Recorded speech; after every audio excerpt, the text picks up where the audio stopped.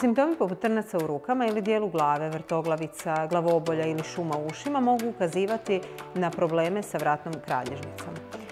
Za smanjenje bolova u području vratne kralježnice i svim mjestima na koja se ona reflektira, savjetuje se promjena životnog stila, a potom i vježbe koje su prilagođene stanju svake osobe. Uspravno se stanite, stavite ruke na bokove i možete kružiti glavom u jednu stranu, a potom u drugu stranu.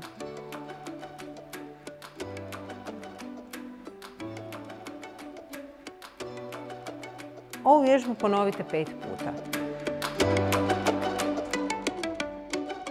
Stanite uspravno, naginjite glavu prema jednom ramenu, tako da vam ruka bude opuštena na glavi.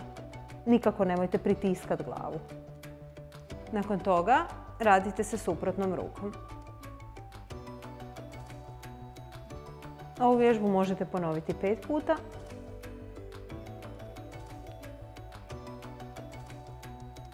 I zadržavajte po par sekundi.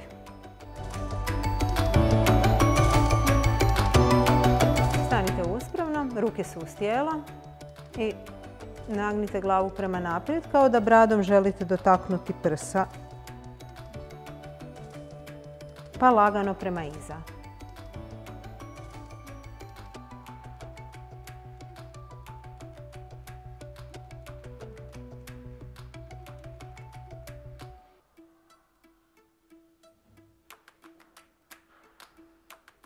Ponovite ovu vježbu 5 puta.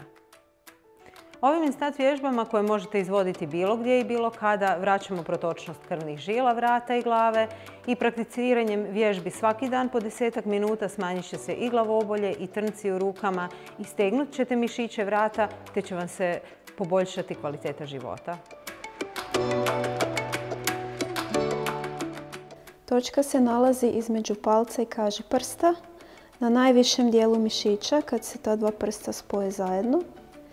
Točka pomaže kod glavobolja, smiruje vrućinu u plućima i čisti zastoj meridijana pluća. Svaku točku štipkati i kružno masirati palcem i kažiprstom 2 do 3 minute sa obje strane.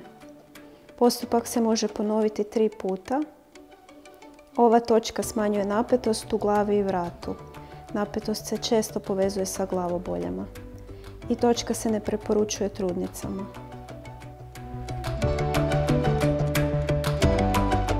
Svi vanjski patogeni, vjetar i hladnoća ulaze kroz tu točku. To je najbolja točka za glavobolje i dobra točka za sinusitis. Možete ju kružno masirati 2 do 3 minute.